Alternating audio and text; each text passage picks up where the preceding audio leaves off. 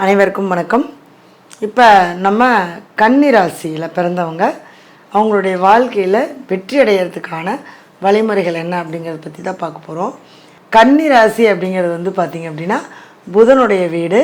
இப்போ புதன் வந்து பார்த்திங்க அப்படின்னா இவங்களுக்கு வந்து காலச்சக்கரத்துக்கு 6வது வீடு. பொதுவாகவே வந்து கன்னி ராசிக்காரங்க எது எடுத்தாலுமே அவங்க வெற்றி அடையணும், நான் ஜெயிக்கணும், நான் எதை செஞ்சாலுமே நான் பெரிய ஒரு நல்ல ஒரு பாதையில் போகணும் அப்படிங்கிற எண்ணம் உள்ளவங்களாக தான் இருப்பாங்க. அதே மாதிரி இவங்களுக்கு நிறைய திறமைகள் இருக்கும், அனுபவ அறிவு நிறையா இருக்கும். அதே மாதிரி நிறைய தேடல்கள் இவங்ககிட்ட இருந்துக்கிட்டே இருக்கும். எதையாக இருந்தாலுமே நான் தேடி நான் அதை செஞ்சுருவேன் அப்படிங்கிற ஒரு மன தைரியமும் இவங்ககிட்ட இருக்கும். இவங்களுக்கு வந்து பார்த்திங்க அப்படின்னா இந்த கன்னிராசிக்காரங்களுக்கு 6ஆம் இடம் பார்த்திங்கன்னா சனி பகவானுடைய வீடே தான் வருது.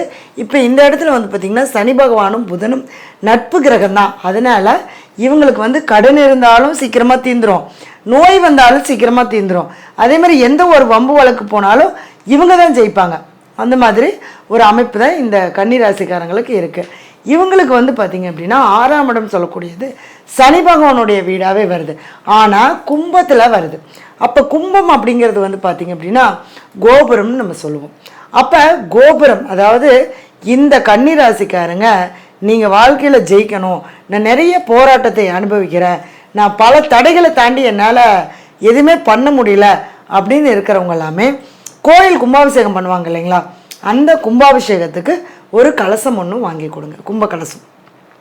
அதே மாதிரி முடிஞ்ச வரைக்கும் கோவில்களுக்கு ஏதாவது கலசங்கள் இந்த மாதிரி சொம்பு இதெல்லாம் சொம்பு மாதிரி இருக்கும் இல்லையா, கலசம் வச்சு பூஜை பண்ணுறது, அந்த மாதிரி விஷயங்கள்லாம் நீங்கள் செஞ்சுட்டு வந்தீங்கன்னா கண்டிப்பாக அது உங்களுக்கு வெற்றியை கொடுக்கும். அதே மாதிரி இந்த கன்னிராசிக்காரங்களும் கண்டிப்பாக உணவு சாப்பாடு கண்டிப்பாக அந்த சனிக்கிழமை காலையில் 6 to 7 சனி பகவானுடைய ஓரையில் சாப்பாடு, தண்ணி, கை நிறைய சில்லற காசு, அதே மாதிரி ஆடை தானம், இதை நீங்கள் செஞ்சுட்டு வரும்போது கண்டிப்பாக உங்களுக்கு அந்த கர்மாவானது நிவர்த்தியாகி நீங்கள் என்ன நினைக்கிறீங்களோ அதை சாதிச்சிருவீங்க. கன்னிராசி எப்பவுமே என்ன நினைக்குதோ அதை சாதிக்கிறதுக்கான அடித்தளத்தை அவங்க அமைச்சிட்டு தான் அந்த நினைக்கிறதையே முதல்ல ஸ்ட்ராங்காக நினைப்பாங்க. அதுக்கு முன்னாடி அவங்க நினைக்கவே மாட்டாங்க.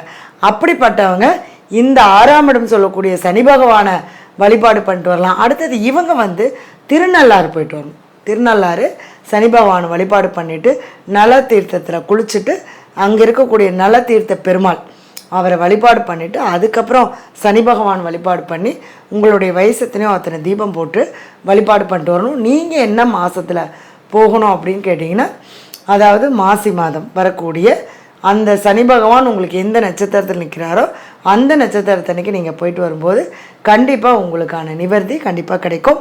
நீங்கள் வெற்றி அடையணும் அப்படின்னா இந்த சனிக்கிழமை நீங்கள் முடிஞ்ச வரைக்கும் ஏதாவது ஒரு சிவனுடைய ஆலயத்துக்கு போய் நல்லெண்ணெய் வாங்கி சுவாமிக்கு அபிஷேகத்தை கொடுத்துட்டு நீங்கள் இந்த மாதிரி பண்ணிட்டு வாங்க.